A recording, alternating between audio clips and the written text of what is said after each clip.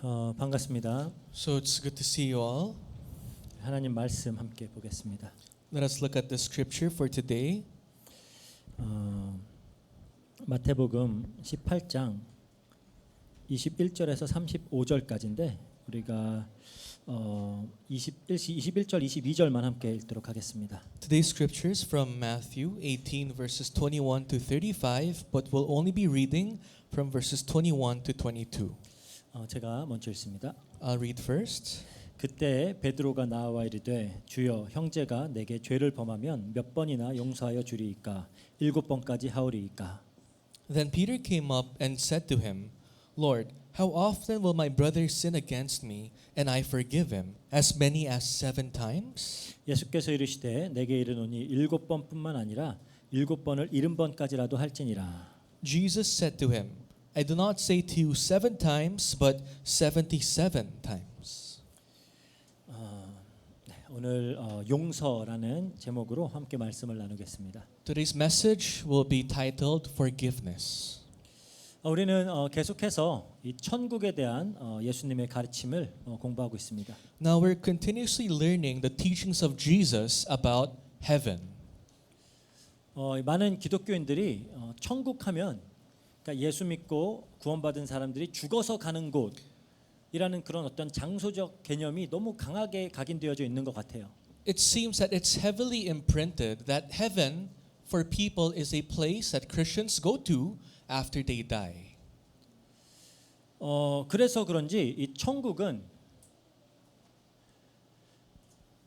이게 통치의 개념인데 그걸 잘 이해를 못하는 것 같아요. But heaven, it's actually what's more important is about who reigns in that kingdom, not the location. 그래서 이 천국은 통치의 개념이고 이게 천국은 성도 개개인 안에 현재 우리가 살아가고 있는 이 세상 안에 임하고 또 점점 확장되어 간다라는 그 개념이 좀 이렇게 생소하게 받아들여질 수 있어요. And that's why the thought of how the kingdom of God is here on earth and it expands through our lives might seem quite confusing for some people.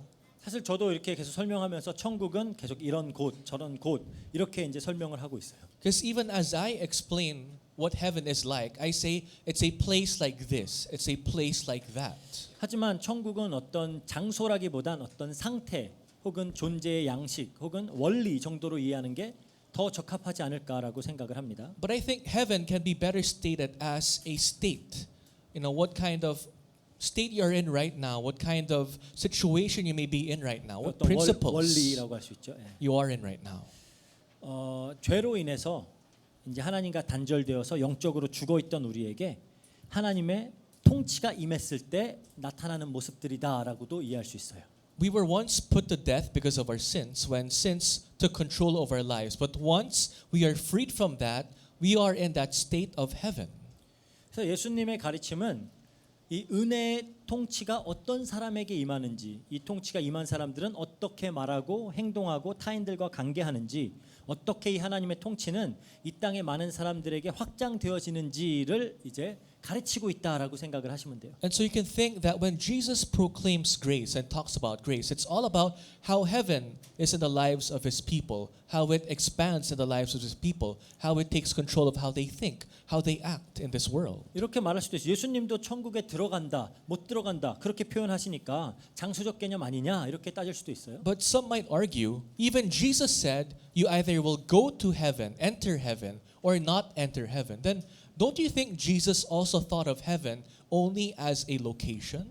근데 그게 아니라 장소가 아니라 하나님의 통치의 영역, 어떤 영향력 안으로 들어간다라는 개념으로 이해를 하셔야 예수님의 어떤 천국의 가르침을 더 바르게 이해할 수 있습니다. But it's not limited to a location per se, but it's the spiritual influence, whether you will enter the spiritual influence of God or not. 성경에 의하면 이 세상은 사탄이 임금으로, 신으로, 공중 권세 잡은 자로 다스리고 있는 영역이에요. The Bible describes that this world is a territory where the enemy, Satan, reigns and controls. 이 자기 애와 이 힘의 원리로 작동하는 영역입니다. And in this world, it operates through self-love and power. 이 세상의 모든 사람들은 이 세상에 속한 모든 사람들은 그래서 자기의 영광을 위해서 힘을 추구하면서 살아가요. And so everyone who lives in this world sought after power for themselves, for their self-glorification. 그러니까 내가 더 많이 소유하고 내가 더 높이 오르고 내가 더 강해지고 또 스스로의 자존감을 높이고 타인에게도 부러움과 영광의 대상이 되는 것을 목적으로 살아갑니다. So their main goal in life is to possess more than other people, to have more than them, to be able to trample over other people, to increase their self-esteem. They do everything. 그리고 내가 이걸 추구하면서 살아가는데 도움이 되는 사람은 친구, 방해가 되는 사람은 원수라고 정의하면서 살아요. And those who will help you in achieving your goals, you will consider your friends. And those people who are an hindrance to this goal are enemies for you. 그래서 이해관계가 맞지 않을 경우 오늘의 친구가 내일의 원수가 되기도 해요. So if you guys no longer have the same wavelength of thoughts, your friends today will be your enemies of tomorrow. 그러니까 이렇게 세상에 속한 사람들은 어떤 이 적자 생존의 원칙에 따라서 만인에 대한 싸움, 투쟁 이걸 하면서 살아가는 거예요. And that's why the people who belong in the world lives in the principle of the survival of the fittest. So you always have to think about plan B and C and onwards so that you can survive.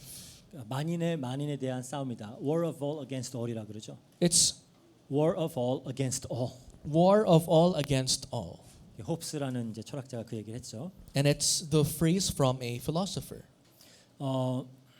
이 세상 속에 본질적으로 이런 세상 속에 이제 본질적으로 다른 하나님의 나라가 세워지는 거예요. But in this world, a completely different kingdom will be established. 지금까지 말한 건 사탄이 통치하는 모습인데 이제는 하나님의 통치가 임하는 겁니다. The descriptions I made earlier was the kingdom of Satan. But starting from now on, it's the kingdom of God that we're going to talk about. 이제 새로운 질서와 새로운 삶의 원리가 작동하기 시작하는 거예요. A place where new orders, new principles would reign and operate the world. 그래서 천국은 이 세상처럼 스스로 큰 자가 되려 하는 사람들이 아니라 어린 아이와 같은 자들이 들어가는 곳이다 그랬죠. And we talked about this before. The kingdom of God is not a place where greater people would enter, but people who are lower and weaker, 어린 아이 같은 like little children, 세상과는 반대죠. who are the opposites of the world. 천국에서는 어린 아이와 같은 작고 연약한 자들, 그러니까 성도들을 업신여기거나 실족하게 해서는 안 돼요. And in the kingdom of God, you shouldn't look down or lead astray those people who are lower than you, like children who are weaker than you. 세상에서는 그러면 낙오되면은 그냥 버리고 가는 건데 그렇게 하면 안 돼요. In the world, if you're left behind, you let go of them. But that's not how the kingdom of God works. 길 잃은 한 마리 양을 찾아 나서는 목자의 마음으로 이들을 돌보고 보호해야 하는 것입니다. Like the heart of a shepherd that goes out of his way to find that one lost sheep, you have to take care of the people around you in the kingdom of God. 어린 아이들이기 때문에 때로는 훈육도 하고 가르쳐야 돼요. And because they are like young children, at times you have to discipline them. You have to teach them. 하지만 이는 결코 이들을 쫓아내거나 낙심시키려고 하는 것이 아니라 이들을 잃지 않고 얻기 위해서 바르게 세우기 위함입니다. But the purpose of disciplining people is not to make them fall under, despair. It's not to kick them out, but rather to guide them to the right place. 그래서 바울 사도는 자기가 하는 일을 이렇게 묘사를 해요. And so Apostle Paul describes what he does this way. 고린도후서 11장 2절입니다. In 2 Corinthians 11 verse 2. 내가 하나님의 열심으로 너희를 위하여 열심을 내노니 내가 너희를 정결한 처녀로 한 남편인 그리스도께 드리려고 중매함이로다 그래요. For I feel a divine jealousy for you, since I betrothed you to one husband to present you as a pure virgin to Christ. 그러니까 이 성도들을 거룩하고 흠 없는 정결한 신부로 신랑 되신 그리스도께 드리기 위하여 보호하고 훈육하고 가르치고 한다라는 거예요. So in order to send us out as this pure virgin that is blameless and clean, the Holy Spirit guides us, disciplines us, and leads us. 이게 교회라는 이 천국 시민들의 공동체 안에서 또 치리가 이루어져야 하는 이유죠. And that's why in a community called a church, there has to be discipline. 이 맥락과 이어서 이제 본문을 살펴보겠습니다. Now with that in mind, let's explore today's scripture again. 범죄한 형제를 어떻게 대해야 하는지에 대해서 예수님이 이제 가르침을 주셨죠. Jesus already taught to us how we must react when your brother sins against you. 그러니까 이제 자연스럽게 대화의 주제가 용서로 이어집니다. Then naturally, of course, the topic will now veer towards forgiveness. 믿음 공동체 안에서 한 형제나 자매가 나에게 죄를 범했을 때 이들을 바른 길로 인도하는 것도 중요하지만 그에 못지않게 중요한 건 나에게 범죄한 자를 용서하는 일이죠. In your walk of faith, if your brother and sister in Christ wronged you or sinned against you, it is important to lead them to the right place. But another more important factor is forgiveness. 그때 때마침 베드로가 용서의 주제로 질문을 한 거예요. And that's why in that moment, Peter asked a question regarding forgiveness. 21절에 그러죠. Let's read verse 21. 그때 베드로가 나와 이르되 주여 형제가 내게 죄를 범하면 몇 번이나 용서하여 주리이까 7번까지 하오리이까 그래요. Then Peter came up and said to him, Lord, how often will my brother sin against me and I forgive him? As many as 7 times? 평상시 베드로답게 의욕이 앞서는 모습이에요. Just like Peter, as always, he's always so full of energy and, 그리고 또 예수님께 좀 잘 보이려고 하는 그런 의도도 엿보여요. and you can see his intention that he wants to look good in the eyes of Jesus. 7번까지 용서할까요? 이건 마음을 엄청 크게 쓴 거예요. Which means when he said, should I forgive him as much as 7 times, he's acting as if he's very generous. 사실 누군가를 7번 용서하는 건 결코 쉬운 일이 아닙니다. Because to forgive someone 7 times is not easy.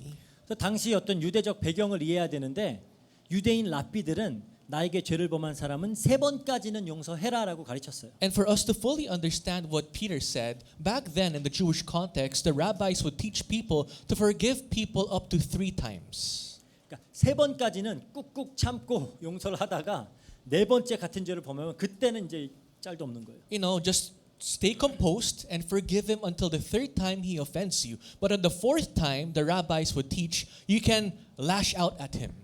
그러니까 이제 잃어버린 양 한 마리도 막 찾으라 그러고 범죄한 자를 얻기 위해서 교회가 최선을 다해야 그런다니까 그래도 뭐 설마 7번까지 용서하라고 하시겠어? 저 이런 생각을 해봤겠죠. So maybe Peter has been thinking internally, okay, so Jesus told us to properly approach those people who have wronged you and to guide them back to the right place. Maybe Jesus won't tell me to forgive that person up to 7 times. Maybe that's too much. 내가 7번까지는 해볼 수 있어. 이쯤 하면 예수님도 감동하시겠지? 뭐 이런 거죠 같았어요. Or maybe he thought, if I say, can I forgive him until 7 times, maybe Jesus will be touched. 그런 마음으로 좀 나 이 정도는 할 수 있어요. 예수님께 얘기하는 거예요. So he wanted to prove to Jesus, I'm that kind of person. I'm capable of doing such things. 근데 예수님의 대답이 의외입니다. But the reaction, the reply of Jesus was quite absurd. 22절이에요. Verse 22. 예수께서 이르시되 내게 이르노니 7번뿐 아니라 7번을 70번까지도 할지니라.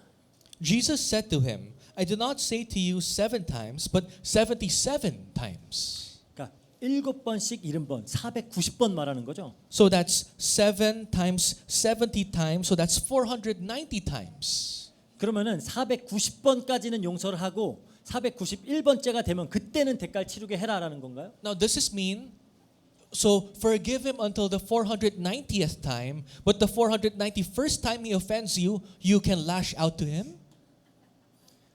사실 490번까지 누군가가 나에게 잘못한 거를 기록하고 세고 있다면은 그건 이미 용서가 아니에요. But the fact that you've been recording up to the point of the 490th time someone offended you, you're not really forgiving that person. You have no intention of forgiving that person. 제가 막 김가은 지금 479번째야. 막 이러면 그게 용서예요? Just for example, if I write down on my notebook, Kim Gaon, that's the 470th time you offended me, is that forgiveness? 11번 남았어. You have 11 left in your card? 그게 용서일까요? Is that forgiveness? 이미 세고 있고 기록하고 있으면 그건 용서가 아니에요. The fact that you're already remembering and recording the offenses of other people against you means you do not intend to forgive that person. 예수님은 끝까지 용서하라는 겁니다. But for Jesus, he says just forgive until the end. 그러면 용서가 뭘까요? So, then what is forgiveness? 그냥 단순히 그 죄의 대가를 치르지 않고 넘어갈 수 있게 해주는 건가요? Is forgiveness that key for one person to jump over the consequences of his fault? 그러니까 네가 나한테 잘못했지만 내가 복수는 안 할게. 그럼 용서예요? Is it forgiveness when you tell someone, I know you wronged me, but I will not revenge? Is that forgiveness? 내가 신고해서 너 깜빵 쳐 넣으려고 했는데 봐줬다. 신고는 안 할게. 그럼 용서예요? Is it forgiveness when you tell that person, you wronged me, I was about to call the police, but I won't? Is that forgiveness? 속으로는 이 사람 믿고 억한 심정 다 가지고 있는데 그래서 이 사람이 좀 안 되기를 좀 망하기를 바라고 있지만 내 손은 더럽히지 않겠다. 그럼 그게 용서라고 할 수 있을까요? You know, on the inside, you already hate that person. You already have so many wrong emotions against that person. But on the outside, you're just, keeping your hands clean. Is that forgiveness? 마음 같아서는 내 앞에 무릎 꿇고 싹싹 빌게 하고 싶은데 한번 짓밟아 주고 줘야 마음이 풀릴 것 같은데 그거 한번 참아주는 게 용서인가요? You know, on the inside, you want that person who wronged you to kneel in front of you and to beg for mercy, but you try to let that go. Is that forgiveness? 뭐가 용서예요? What is true forgiveness? 성경에 보면은 아름다운 용서의 이야기들이 몇몇 등장을 해요. And the Bible contains many beautiful stories of true forgiveness. 대표적으로 요셉의 이야기죠. One representative example is the story of Joseph. 형들이 요셉을 노예로 팔아버렸어요. His own brothers sold him as a slave. 상상만 해도 정말 끔찍한 일이죠. Just to imagine that is hard to imagine. 그래서 요셉이 마음 독하게 먹고 악착같이 성공해서 마침내 형들에게 복수를 했다라고 하면은 아주 훌륭한 드라마나 영화가 될 거예요. If the story of Joseph ended by saying Joseph grit and grinded and became the prime minister of Egypt and he revenged his brothers, then it would have been a perfect drama or movie. 그 K 드라마 그런 거 많아요. No, the K-drama would be a good genre for that.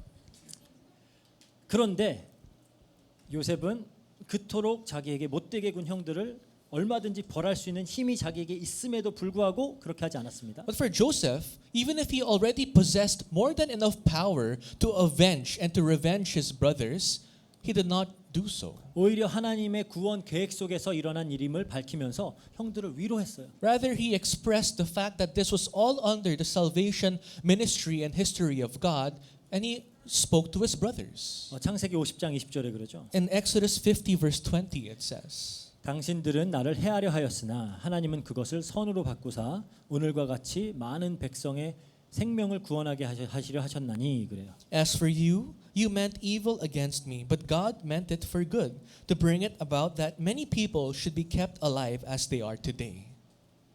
예수님이 십자가에 돌아가실 때도 뭐라고 말씀하셨죠? When Jesus was crucified at the cross, what did he say?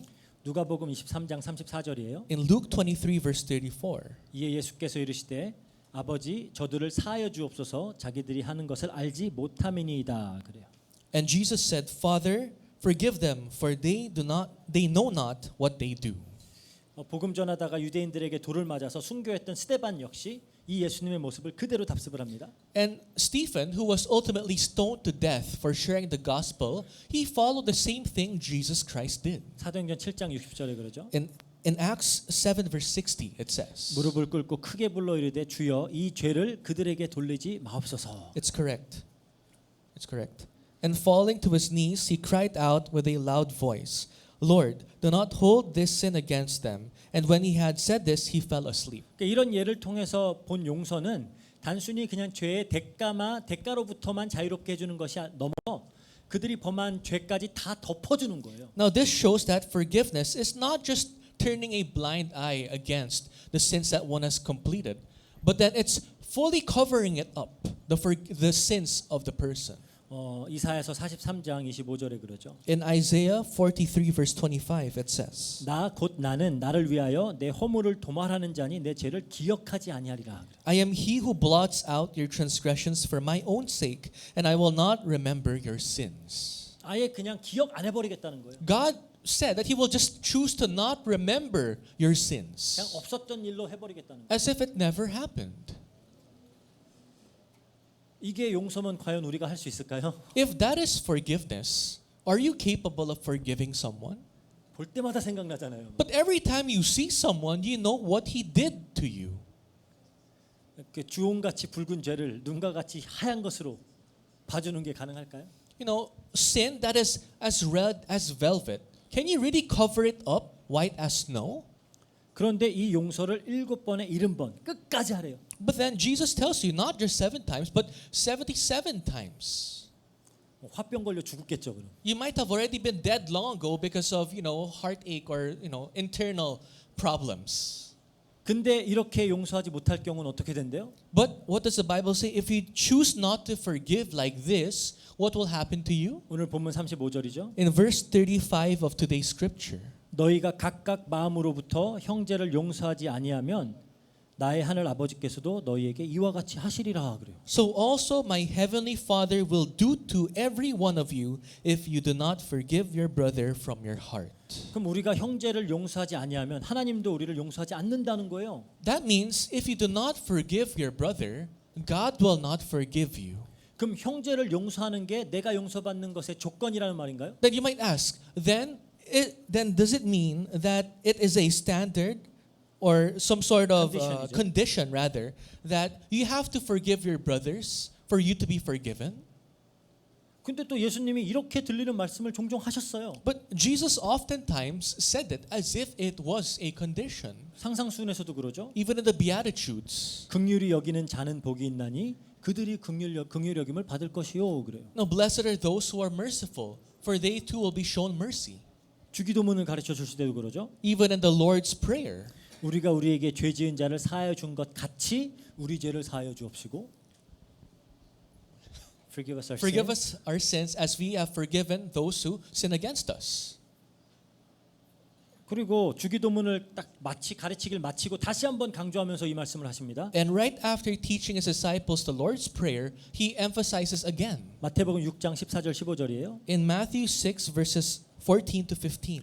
너희가 사람의 잘못을 용서하면 너희 하늘 아버지께서도 너희 잘못을 용서하시려니와 너희가 사람의 잘못을 용서하지 아니하면 너희 아버지께서도 너희 잘못을 용서하지 아니하시리라 그래요. For if you forgive others their trespasses, your heavenly Father will also forgive you. But if you do not forgive others their trespasses, neither will your Father forgive your trespasses. 그럼 지금 성경이 행위 구원을 가르치고 있는 건가요? Then is the Bible teaching us saved through actions?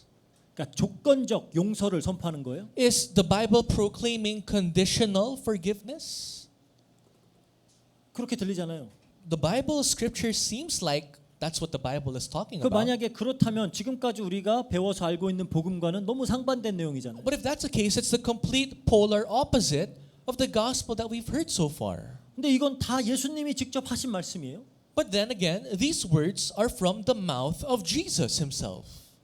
그럼 우리가 어떻게 이해를 해야 돼요? Then how should we understand these words? 하나님께서 용서하지 않겠다라는 것은 구원을 받을 수 없다는 말이잖아요. If God says he will not forgive you, it means you will not be saved. 그렇다면 구원받은 자가 누군가를 용서하지 않으면 구원이 취소되는 겁니까? Then does this means if someone who has been planned to be saved does not forgive, will that person salvation be canceled? 그리고 지난주에 범죄한 성도에 대해서 얘기할 때도 끝까지 회개하지 아니하면은 이방인처럼 세리처럼 여기라. 그럼 죄 짓고 회개 안 하면은 하나님 자녀 될 수 없는 거예요? Last week we talked about the church member. If he does not repent until the end, be to it that he is a Gentile or a tax collector. Remember? Then does that mean if you do not ask for forgiveness or forgive, you will be considered that way in God's 그럼 eyes? 구원 취소되는 거예요? Will your salvation be canceled if you do not forgive? 우리는 한 번 구원은 영원한 구원이라고 늘 배웠잖아요. But then we were taught that once you're saved, you will eternally be saved. 그럼 우리 이 가르침을 어떻게 이해해야 되냐? So how will we understand today's teaching? 이 어떤 질문들을 해결해 줄 수 있는 예수님의 가르침이 오늘 본문에 등장하는 그 비유입니다. And today's parable, which is seen in the scripture today, taught by Jesus, explains to us the answer to our question. 용서할 줄 모르는 종의 비유죠. It's the parable of the unforgiving servant. 이 비유만 어느 정도 길이도 있기 때문에 이 비유만 따로 다룰까도 생각을 했는데 그냥 용서라는 주제와 함께 다루기로 했어요. Because the parable is very lengthy, I thought of giving a message separately on this parable, but I decided to add it in today's scripture message regarding forgiveness. 오늘이 저희 마태복음 시작한 지 정확히 2년째 되는 주일입니다. Because today is the Sunday that marks the second year of the book of Matthew. 그러니까 2년이 이미 꽉 찼어요. It's been 2 full years of the sermons on Matthew. 다음 주부터 이제 3년째에 접어드는 거예요. Which means next year will be the third year of our book in Matthew. 이 속도로 가면 안 되겠다 싶어가지고 이제 조금 속도를 붙일 거예요. Realizing that at this rate, it's going to be alarming. So I'll try to speed up the content of the messages. 잘 다루려고 한 건데 이미 다 까먹어 버리면 안 되잖아요. But my intent was to teach you properly. But then if you forget everything, then it's useless. 어쨌든 23절 보겠습니다. Let's try to look at verse 23. 그러므로 천국은 그 종들과 결산하려 하던 어떤 임금과 같으니 그래요. Therefore, the kingdom of heaven may be compared to a king who wished to settle accounts with his servants. 지금 천국에 대한 설명입니다. This is about heaven, 하나님의 통치가 다스리는 영역의 어떤 원리를 이야기하고 있는 거예요. describing to us the principles on the influence of God's reign. 한 임금이 이제 종들과 결산을 하고 있습니다. A king was trying to settle accounts with his servants. 그러니까 우리가 종이라고 하면은 뭐 이렇게 집안에서 심부름하거나 밭에서 뭐 강제 노동하는 노예 정도로 생각할 수 있는데 그런 게 아니에요. When we see the word servants in today's context, you might think maybe those who would do work in your house, or the servants that we usually think. But that's not the servants found in today's scripture. 그보다는 이제 왕의 임명을 받아서 한 지역을 다스리고 있는 어떤 뭐 총독, 뭐 거버너 같은 그런 의미라고 생각을 하시면 돼요. But in today's context in scripture, think of servants as some sort of landlord or governor of a land a king entrusted you with. 뭐 왕의 입장에선 종이죠. In the view of the king, he's still a servant in your eyes. 그러니까 이러한 종들의 임무 중에 하나는 왕을 대신해서 한 지역을 다스리죠. So, as a servant of the king, as a governor, you are in charge of a land of the king.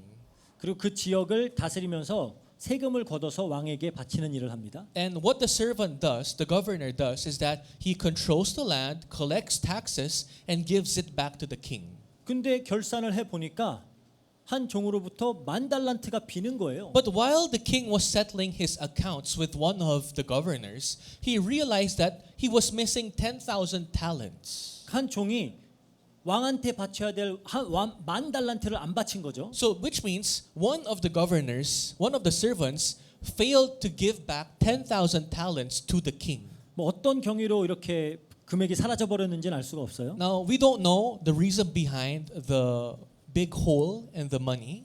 뭐 횡령을 했던지 뭐 투자 사기를 당했던지 뭐 그런 거겠죠. He could have used it for his own purposes, or he might have badly invested on something else. We don't know why it's missing. 어찌 됐든 이 종은 왕에게 이 10,000달란트라는 빚을 지게 된 겁니다. Either ways, the servant is now in debt, 10,000 talents to the king. 성경은 종종 죄를 빚이라는 개념으로 설명을 해요. The Bible many times would compare debt to sin. 그러니까 주기도문에서도 우리가 우리의 죄를 지은 자를 사해 준 것 같이 우리 죄를 사해 주옵소서라고 할 때 쓰인 단어 죄가 헬라어 그러니까 오페일레마라는 단어인데 그건 빚이라는 단어예요. In the Lord's Prayer, when we say that we forgive those who sin against us, that sin in Greek is 오페일레마. opelema, which is debt. 그래서 우리가 forgive us our debts as we have forgiven our debtors 이렇게도 얘기를 하죠. That's why we also can say, forgive us our debts as we have forgiven our debtors. 영어로도 debt라는 표현을 우리가 써요. So, debt or sin. 그러니까 유대인들은 하나님에 대한 범죄를 빚을 지는 것으로 이해를 했어요. The Jews back then thought of sinning against God as having a debt to God. 왜냐하면 모든 범죄는 하나님에 대한 범죄죠. Because all sins are committed against God. 그리고 그 죄에는 반드시 그에 대한 대가가 따라요. And all sins have consequences. 하나님은 공의의 하나님이시기 때문에 죄에는 반드시 그에 달하는 어떤 처벌이 따릅니다. And because God is the God of justice, all things that you do against God, you will have to face the punishment from God. 그러니까 반드시 치러야 할 대가가 있다라는 의미에서 죄를 빚으로 이해한 거예요. Because you have to settle something with God, that means you are in debt to Him. 그렇다면 10,000달란트를 빚진 종이 치러야 될 대가는 뭘까요? What did the servant who owed 10,000 talents to the king have to settle? 10,000달란트를 갚아야 되겠죠. He has to settle 10,000 talents. He has to return back 10,000 talents to the king he serves. 근데 문제가 있어요. But there's a problem. 10,000달란트는 너무나 큰 금액이어서 한 개인이 결코 갚을 수 있는 액수가 아니에요. The amount 10,000 talents surpasses the capability of the man to pay back. He can never pay it back. 그러니까 달란트라는 단위가 이게 지역마다 시대마다 이게 달라요. Now the currency talent, depending on the region, the age during history, has different value. 그래서 지금 액수로 정확히 얼마인지는 알 수가 없어요. Now we cannot fully calculate how much it costs in today's time. 하지만 확실한 사실은 상상을 초월하게 큰 금액이라는 겁니다. But one thing for sure, it's unimaginable, beyond your wildest imagination. 비교를 해보자면은 예수님 당시에 이두메, 유다, 사마리아 그 세 지역으로부터 로마로 들어오는 그 세금이 600달란트였어요. Just for context, in three places, Idume, 이두미아, Idumean, Samaria, and Judah, the taxes collected from these three places amounted to 600 talents. 그러니까 10,000달란트는 어마어마한 거죠. 600 talents from three cities altogether. Then 10,000 talents is a huge amount of money. 굉장히 풍요롭고 잘 살았던 갈릴리 지역도 300달란트예요. Even the region of Galilee, which was abundant, which was very well off resourcefully, had to give 300 worth of talents as taxes.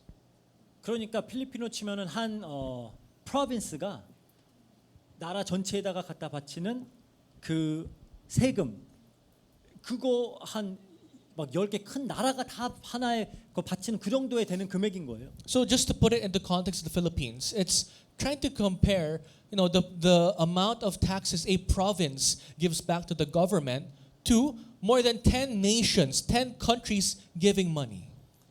이게 그러니까 어떤 학자들은 뭐 한 달란트가 노동자 6,001의 임금에 해당하는 금액이었다 그래요. Some scholars would say 1 talent is equivalent to 6,000 daily wage of an average worker back then. 6,000 days worth, 그러면은 of wage. 한 16년 반 정도 되죠. which is about 16 years and a half.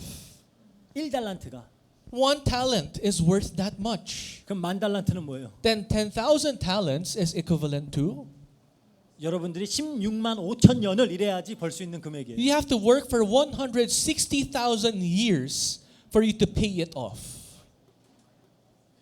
갚을 수 있겠어요? Can anyone pay it back? 그러니까 예수님께서 말씀하시고자 하는 바가 뭘까요?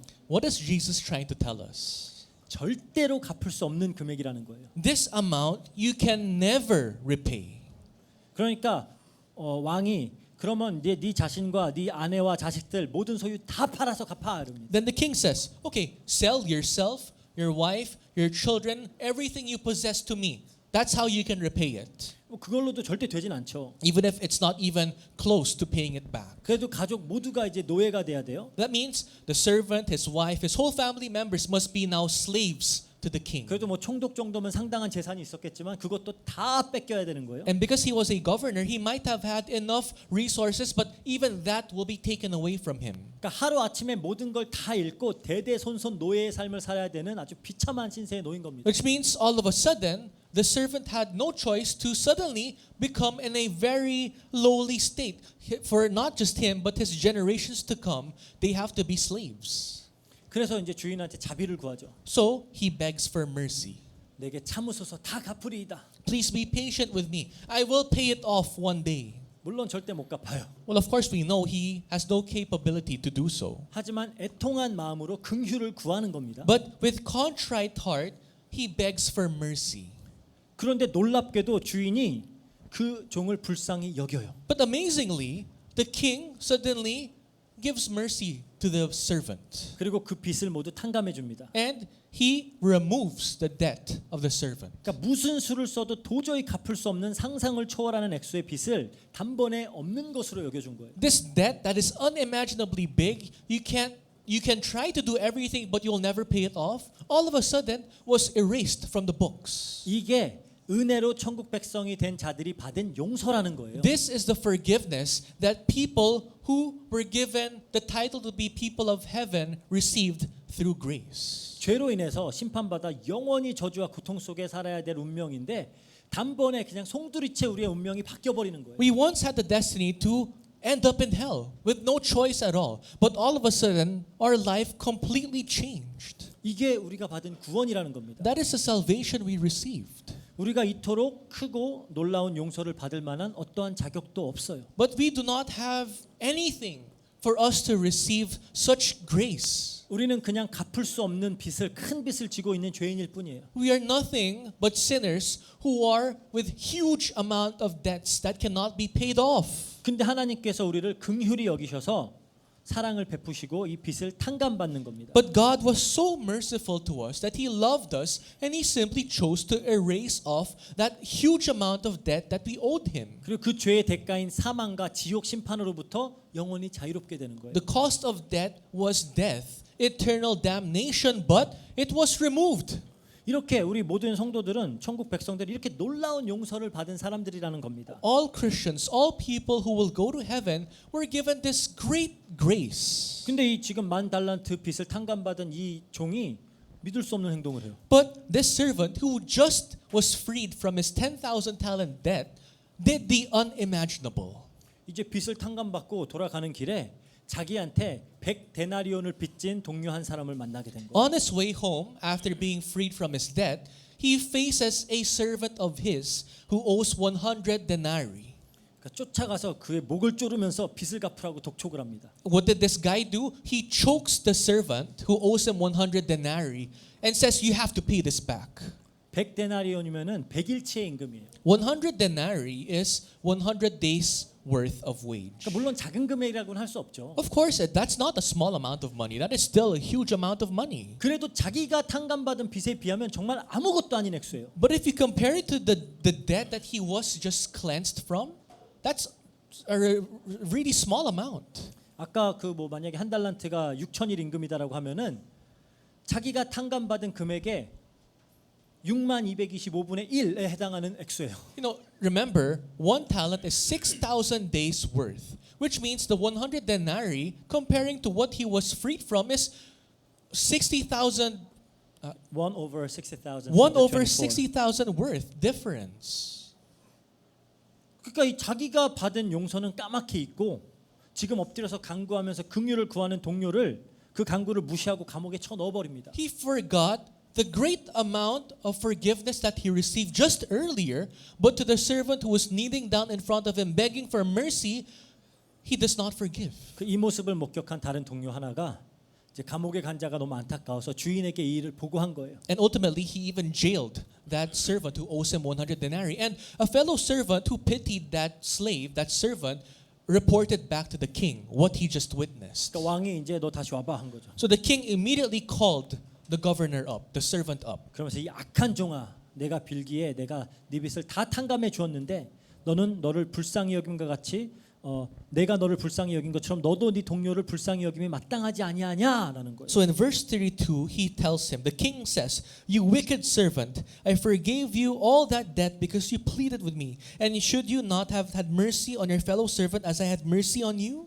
그리고 노하여서 그 빚을 다 갚도록 옥에 가둡니다. In verse 34, and in anger, his master delivered him to the jailers. 그러니까 영원한 어떤 지옥에 떨어지게 된 거죠. Which basically means he ended up in eternal hell. 그러니까 이 비유를 통해 예수님께서 가르치고자 하는 바는 명확해요. Now it's very clear what Jesus intends to teach the readers. 상상을 초월하는 큰 용서를 받은 자는 7번씩 70번이라도 용서할 수 있다는 거예요. Someone who was forgiven of this unimaginable debt can forgive not only 7 times, but more than 77 times. 그러니까 예수님의 초점은 천국 백성이 얼마나 큰 용서를 받았는지를 깨닫게 하는 일에 있는 겁니다. The main focus of Jesus is to make the readers realize how big of a forgiveness you have received. 그러니까 내가 받은 긍휼과 사랑과 용서를 안다면은 몇 번을 용서해야 되는지 그 질문 자체가 무의미하다는 Which 거예요. means if you just remember and understand the amount of love, grace, and forgiveness you have received from your Father, you shouldn't even think about should I forgive or not, how many times should I forgive or not. That shouldn't even be in your thoughts. 그러니까 결코 갚을 수 없는 10,000달란트를 탕감 받았잖아요. Because you have been freed from the 10,000 talents that you could never repay on your own. 한없이 크고 넓고 깊은 용서의 수혜자가 되었다면 작은 용서는 할 수 있는 거 아니냐라는 거예요. If you are the recipient of the endlessly deep and unfathomable forgiveness, can't you forgive? That is the question. 그럼 우리가 앞에 이제 질문으로 다시 돌아가서 Now let's go back to the question earlier. 그럼 용서 안 하면 구원 취소되는 겁니까? The question earlier was, so, if you do not forgive, will my salvation be canceled? 그럼 여기서 우리가 기억해야 될 사실이 있어요. There's something that we must remember. 이 모든 가르침은 지금 이 땅에서의 천국을 대표하는 교회라는 맥락 안에서 주어지고 있습니다. Today's teaching is given in the context of a church, which is heaven here on earth. 그리고 예수님은 이미 이미 13장에서 그렇죠. 이 땅의 교회에는 알곡도 있지만 가라지도 있을 것이다라고 가르쳤어요. Remember in Matthew chapter 13, Jesus taught his disciples that in the church there are weeds, there are crops. tares라 그래요. wheat and tares. wheat and tares. tares. 그 7장에서는 주여 주여 한다고 다 천국 들어가는 거 아니야라고 선포하셨죠. And in chapter 7, even if you cry out, Lord, Lord, it does not mean you will go to heaven. You will enter heaven. 이제 더 나가서 25장에는 예수님이 다시 영광으로 모든 천사들과 함께 오실 때 양과 염소를 구분하실 거다라 그랬어요. And in chapter 25 of Matthew, when Jesus returns back with his angels and chariots, he will differentiate the people from the sheep and the goats. 그럼 우리가 어떻게 누구는 정말 천국에 속한 사람인지 누구는 아닌지를 알 수 있을까요? Then, how can we differentiate who belongs to heaven and who does not? 어떻게 할 수 있어요? How can you differentiate? 우리가 지난주에 개인이 그리고 두세 사람이 교회가 다 권고해도 이를 듣지 않는 범죄한 사람에 대해서 다뤘죠. Last week, we talked about the sinner who, even though an individual approached him, 2 or 3 people approached him, the whole church approached him, chooses not to repent. 그러니까 결코 회개하지 않는 사람이에요. A person who will never repent at all costs. 그러니까 끝까지 회개 안 하면 구원이 취소된다라는 얘기가 아니라 참 회개가 없다면 처음부터 구원 받은 적 없다는 거예요. I'm not saying that if you will not repent until the end, your salvation will be canceled. The important thing is, if you were not even able to repent, you were not saved to begin with. 회개를 모르는 사람이 구원을 받을 수 있을까요? Can someone that does not know repentance actually be saved? 우리가 회개는 은혜로 주어지는 것임을 우리가 배웠죠. We've learned that repentance is given by grace. 끝까지 회개하지 않는다라는 말은 은혜가 주어지지 않았다라는 겁니다. Which means if you do not repent until the end, grace was never given to you to begin with. 그렇잖아요. Isn't that right? 우리가 종종 이렇게 좀 이렇게 범죄한 그런 사실이 드러나는 목회자에 대해서 각종 뉴스 매체를 통해서 이제 다루죠. Unfortunately, the news outlets, the media would blast news about pastors who were exposed of their sins. 뭐 한국에서도 그렇고 미국에서도 그렇고 뭐 필리핀에서도 뭐 그런 신부님들 이런 사람들이 이렇게 막 가끔씩 나오더라고요. In Korea, in the United States, in the Philippines, the Catholic priests, it happens. The news would expose all their dirty secrets. 그 중에는 이제 진심으로 하나님께 회개하면서 피해를 입은 성도들에게 진정 어린 사과를 하는 분들이 있어요. Amongst the exposed clergymen and pastors, there are a few who truly repented before God and the saints and asked for forgiveness. 최근에도 한국에서 그 굉장히 큰 영향력을 그렇게 끼치던 데이빗 차라고 하는 그 사람이 어쨌든 큰 죄를 많이 저질렀어요. Even recently, this pastor named David Cha in Korea, who was very influential in a movement, was exposed of his tremendous amount of sins that he has committed. 그거에 대해서 공개적으로 회개하고 사과하고 용서를 구했습니다. And he publicly begged and asked for forgiveness and he repented. 그런 사람들이 있어요. There are people like David Cha. 근데 또 결코 범죄 사실을 시인하지 않고 이걸 감추기만 급급하고 오히려 뻔뻔하게 온갖 방법으로 스스로를 정당하려는 사람들도 있어요. But on the other hand, there are other people who will never admit their sins, their mistakes. Rather, they're busy covering it up, doing anything and everything so that they will not be exposed. 회개가 주어지지 않은 거예요. To those people, repentance was never been given to them to begin with. 그러니까 물론 우리가 하나의 사건만으로 단정지어 말할 수는 없죠. Of course, we cannot just immediately jump into conclusion because of one incident. 구원은 하나님께 달려 있는 것이고 우리 무지한 인간이 누구는 받았다 안 받았다 막 이렇게 선언할 수는 없어요. Because salvation is ultimately in the hands of God, and we cannot be the ones to determine, oh, that person is saved or that person is not. We cannot do that. 하지만 확실한 사실은 참된 회개가 없으면 구원은 없다는 겁니다. But one thing for sure is that if you do not have true repentance, you're not saved. 그리고 대부분의 경우 우리가 어떤 태도를 취하게 되는데 그런 태도는 약간 패턴화되어 있는 태도예요. Usually when you're exposed of your sins, you emit a pattern, a behavior, and those reactions are from numerous patterns that you have repeated in the past. 그러니까 늘 감사하는 사람은 그 감사가 패턴으로 자리 잡고 있기 때문에 늘 감사하는 겁니다. Someone who always give thanks because giving thanks is a pattern of his life. 마찬가지로 죄를 절대 회개하지 않는 태도도 그게 패턴일 가능성이 굉장히 커요. Someone who does not repent of his sins, that is his pattern. He never repents in any of the sins he commits. 그러니까 결코 회개하지 않는 사람이기 때문에 회개할 일이 생겼는데 또 안 하는 겁니다. Because that person has to repent because of the sins he has committed, but he never does. Which means once he sins again, he will not repent. 그러니까 용서도 마찬가지예요. Same thing for forgiveness. 용서는 어떤 사람들이 할 수 있죠? Who are capable of forgiving? 용서를 받아본 사람이. Those who have experience of being forgiven can forgive. 은혜를 아는 사람이 용서할 수 있어요. Those who know what grace is can forgive. 결코 용서하지 않는다라는 말은 은혜를 모른다라는 얘기예요. If you cannot forgive someone, that means you don't know what grace means. 그러니까 그런 의미에서 만 달란트를 탕감받은 종은 커다란 은혜를 받았음에도 불구하고 그게 은혜인 줄을 모르는 사람입니다. Which means the servant who was freed from his 10,000 talents debt did not understand what grace meant for him. 그러니까 용서를 못 하는 거예요. So he could not forgive the other servant. 구원은 은혜로 주어지잖아요. Salvation is given by grace. 근데 은혜를 몰라요. But unfortunately, you do not know what grace is. 그럼 구원을 받을 수 있겠어요? Then can you receive that salvation given to you? 그러니까 처음부터 구원받지 못한 사람이라는 거예요. Which means that person to begin with was not saved. 안타깝지만 교회 안에는 그런 사람들이 있어요. And unfortunately, inside churches, there are many people like that. 그 미국의 존 맥아더라고 하는 유명한 목사님 계시죠. We all know the renowned pastor of America, John MacArthur.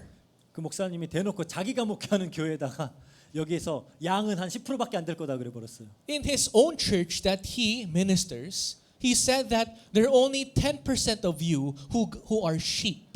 그래서 이제 교인들이 엄청 화가 났죠. And of course, the church members were extremely enraged. 우리 교회는 10%는 훨씬 넘기를 바랍니다. I pray that in our church, more than 10% hopefully are sheep, are those who are saved. 안타깝지만 처음부터 구원받지 못한 자들이 교회에 있는데 어떻게 알 수 있느냐? 절대 회개하지 않고 절대 용서하지 않아요. Unfortunately, inside churches, there are people who are not saved to begin with. And how do you know? When they never repent and when they never forgive. 예수님이 지금 이 부분을 강조하시는 겁니다. And Jesus is emphasizing this. 7번씩 70번이라도 용서해야 돼. You should be able to forgive not 7 times, but 77 times even. 왜? Why? 너희가 받은 은혜가 너무 크기 때문에. Because the grace that I have given you is unfathomable. It's too great. 누구보다 큰 은혜를 받았기 때문에 작은 은혜와 용서를 베풀 수 있어야 된다라는 거예요. Because you are the recipient of this great amount of grace, you must be able to forgive whoever it is. 큰 은혜를 입었음을 아는 사람들에게서 나오는 열매 중에 하나가 용서라는 겁니다. One of the fruits that is born from someone who received grace is forgiveness. 그래서 예수님도 열매로 나무를 안다라고 하셨어요. That's why Jesus says you can know the tree from its fruits. 사도들도 열매를 굉장히 강조했습니다. Even the apostles of Christ emphasized fruits. 이건 행위 구원을 얘기하는 게 아니에요. This does not pertain to salvation through your actions. 구원의 열매로서의 회개, 열매로서의 용서를 이야기하는 겁니다. It's talking about the fruits that sprouts from salvation. You're able to forgive. You're able to repent. 성경은 일관되게 열매로 행위로 뒷받침되지 않는 믿음은 가짜다라고 진술해요. And the Bible from start till end say that actions that are not out from your faith. 그러니까 backed by action 그건 진짜가 아니라는 거예요. Faith that is not backed by action is not real faith. 그러니까 입으로만 시인한다고 다 믿는 게 아니라는 거예요. Just because you confess through your mouth that you believe does not really mean you believe. 우리 디도서 1장 16절 볼게요. Let's read Titus 1 verse 16. 16. 그들이 하나님을 시인하나 행위로는 부인하니 가증한 자요 복종하지 아니하는 자요 모든 선한 일을 버리는 자니라. They profess to know God, but they deny him by their works. They are detestable, disobedient, unfit for any good work. 그럼 이제 이렇게 질문할 수가 있어요. Then after reading this, you might have this question. 그럼 정말로 구원받은 자는 정말 구원받은 사람이면 자기가 당한 어떤 죄도 항상 용서할 수 있나요? Does this mean if I am saved, I should be able to forgive any kind of wrongdoings against me? 내가 그걸 절대 못하겠다면 그거 내가 구원받지 못했다라는 증거일까요? And if I say, no, I can't forgive that person, does that mean I really am not saved? 어때요? What's your answer, guys? 그렇게 단정지어서 말할 수는 없어요. Of course, we cannot just be cutthroat and say that yes or no. 정말 구원받은 사람이지만 아직 성숙하지 못해서 용서하지 못할 수도 있어요. The answer could be, you are saved, but you are not yet in your full matured state. So, Of course, you cannot just forgive right away. 그러니까 용서 안 했기 때문에 구원이 취소되는 거 아닙니다. So just because you were unable to forgive does not mean your salvation will be canceled. 정말로 구원받은 사람이라면 그 구원은 없어지지 않아요. If you are really saved by God, your salvation will not be canceled. 하지만 성도는 이 받은 구원을 늘 확증하면서 살아가야 된다라고 성경은 말합니다. The Bible says that saints must always examine yourself whether you're saved or not. 고린도후서 13장 5절에 그러죠. In 2 Corinthians 13 verse 5.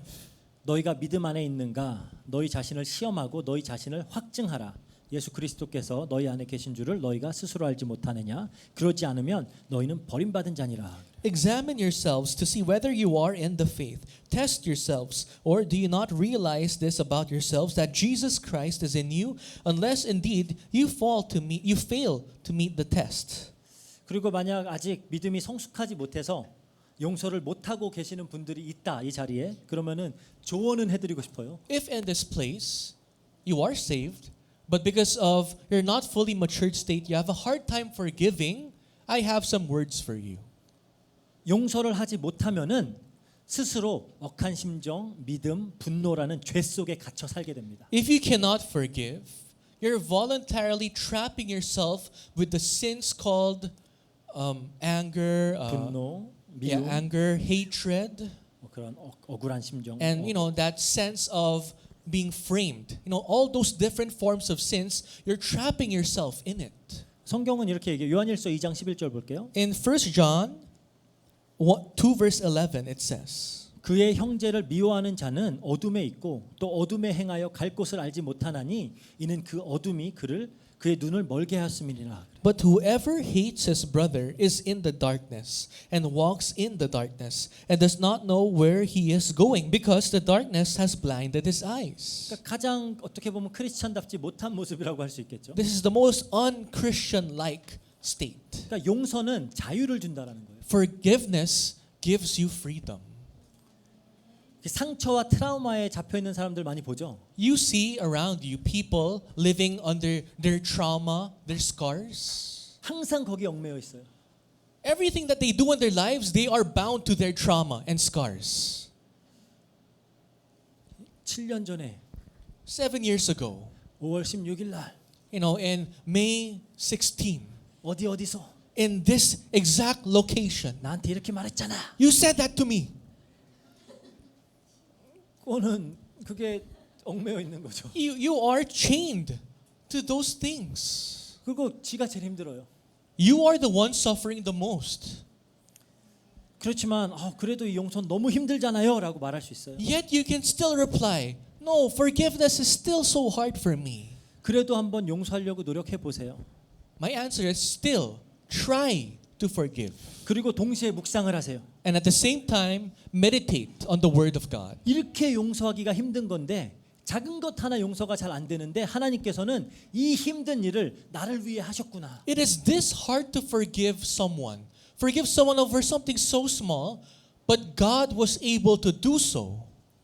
정말 자기 독생자 아들의 목숨까지 치러 가면서 이 힘든 일을 나를 위해 하셨구나. Even to the point of sacrificing the life of His one and only Son, Jesus Christ, He chose to forgive us. 그렇게 생각하면서 한번 용서해 보려고 하라는 거예요. As you try to imagine that, start forgiving. 그렇게 용서를 하려고 하면은 그 대상을 너무 깊이 보지 마세요. When you attempt to forgive someone, don't look into that person per se. 예수님을 깊이 보세요. Rather, look into Jesus. 나에게 100데나리온 빚진 자를 보지 말고 나의 빚을 탕감해준 그 10,000달란트 빚을 탕감해준 그 주인을 보라는 거예요. Don't look into the person who owes you 100 denarii. Look into the eyes of Jesus who forgave you that unsurmountable amount of debt for free. 우리는 많은 죄를 사함받은 사람이기 때문에 많이 사랑할 수 있어야 돼요. We have been forgiven from so many sins, which means we must be able to forgive many as well. 누가복음 7장 47절에 그러죠. In Luke 7 verse 47 it says, 이러므로 내가 내게 말하노니 그의 많은 죄가 사해졌도다. 이는 그의 사랑함이 많음이라. 사함을 받은 일이 적은 자는 적게 사랑하느니라. Therefore I tell you, her sins, which are many, are forgiven, for she loved much. But he who is forgiven little loves little. 이렇게 따질 수도 있어요. You might attest, you might go against by saying 그래도 this. 상대방이 사과를 해야 용서를 하죠. How can I forgive if that person did not even beg for forgiveness? apologize 해야 될 거 아니에요. Shouldn't that person apologize first before I forgive? 그냥 상관없이 용서하세요. No, don't mind. Don't wait for that person to apologize. Forgive first. 그냥 내 앞에 한번 와서 구부리는 거 봐야 되겠다라는 거잖아요. Which means, because the reason why you cannot forgive is because you want that person to bow down before you and kneel down before you forgive. 그건 용서 아니에요. That's not forgiveness. 성경은 이렇게 말합니다. The Bible says 골로새서 3장 13절에서 14절 볼게요. in Colossians 3 verses 13 to 14.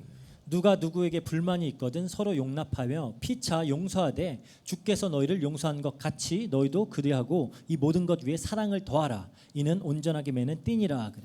Bearing with one another, and if one has a complaint against another, forgiving each other, as the Lord has forgiven you, so you also must forgive. And above all these, put on love, which binds everything together in perfect harmony. 예수님이 사과받고 우리한테 사과받고 용서하셨어요? Did Jesus forgive us after we apologized to him? 아니잖아요. No. 그렇게 우리는 모두 용서하고 용서받아야 하는 사람들이에요. Which means we must forgive as we have been forgiven. 나는 용서받기를 원하면서 타인에게는 정의를 실현하려고 하면 안 돼요. Don't try to act upon justice over other people when you can't even forgive. 그러니까 나는 용서받기를 원하는데 다른 사람들한테는 정의를 실현하려고 하면 안 되죠. So don't ask for forgiveness if you can't even forgive other people or if you try to act upon justice over other people. 그리고 잘 생각해 보면 나는 맨날 나만 용서해야 돼 이렇게 생각할 수 있어요. You might have this question. So it's only me who will forgive? I'll just forgive always? Only me? 근데 대부분의 사람들이 다 자기가 피해자라고 생각하는 그런 경향이 있어요. It's because many people, actually most people think they're the victim. 근데 내가 가해자일 때 되게 많습니다. But actually many times you are the oppressor. 근데 그거는 잘 인지를 못해요. But you fail to realize that many times. 그러니까 그냥 복잡하게 생각하지 말고 그냥 딱 하나만 기억해요. So don't complicate things. Just remember one thing.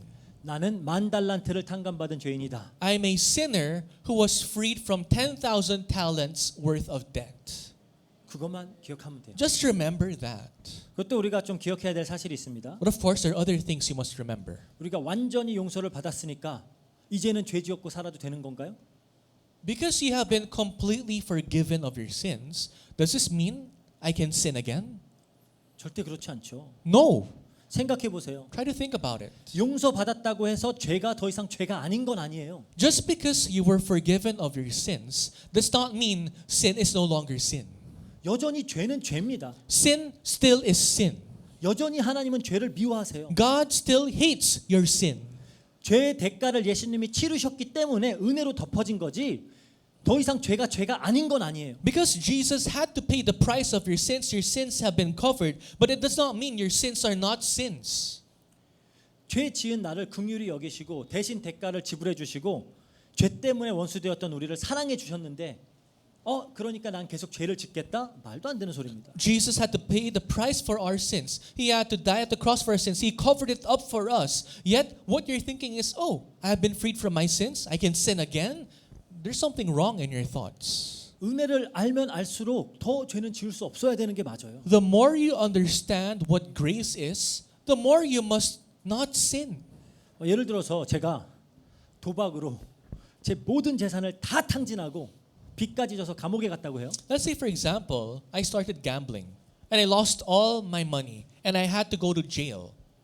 그래서 저희 아버지께서 정말 노후자금과 그 가지신 모든 걸 다 팔아서 그래서 나를 감옥에서 꺼내줬어요. And my father had to sell everything that he had, his possessions, his pension, just to bail me out from jail. 그럼 제가 이제 다 갚았으니까 또 가서 도박해야지 할 수 있을까요? Then can I dare say, since my dad freed me from my jail time, I can go gamble again? Can I say that?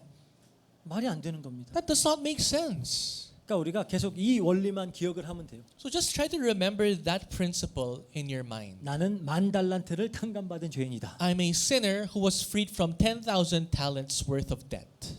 이 말의 의미를 깊이 있게 묵상하고 또 숙고하는 그런 한 주가 되기를 주의 이름으로 축복합니다. I pray that you guys meditate and think over this phrase this whole week. 같이 기도하겠습니다. Let's end in prayer. 사랑과 은혜가 풍성하신 하나님 감사합니다. Father God, for the love and grace, we thank you. 결코 다 갚을 수 없는 너무나도 큰 범죄를 한 우리를 온전히 은혜로 용서해 주시니 감사합니다. Lord, we who have sinned against you to the point that we cannot ever repay you back, we thank you for forgiving us and freeing us from this. 정말 상상도 할 수 없는 그런 용서와 은혜로 우리를 하나님 자녀 삼아 주시니 감사합니다. With this unimaginable forgiveness and grace, we thank you for considering us your children. 이 은혜를 입은 자의 열매가 우리 삶 속에 나타나게 하셔서 In our life, may the fruits of those people who receive grace be seen in our lives. 우리가 범죄할 때 하나님 앞에 겸허하게 회개할 수 있도록 하시고 And whenever we do fall and sin, give us the boldness to repent. And 그리고 우리가 받은 은혜를 생각하여서 우리에게 범죄한 자를 용서할 수 있는 자들이 될 수 있도록 주님께서 함께 해주세요. And as we remember the grace that we have received, give us the power to forgive those who have wronged us. 감사드립니다. 모든 것 우리 예수 그리스도 이름으로 기도합니다. We thank you and we pray in the mighty name of Jesus Christ. 아멘. Amen.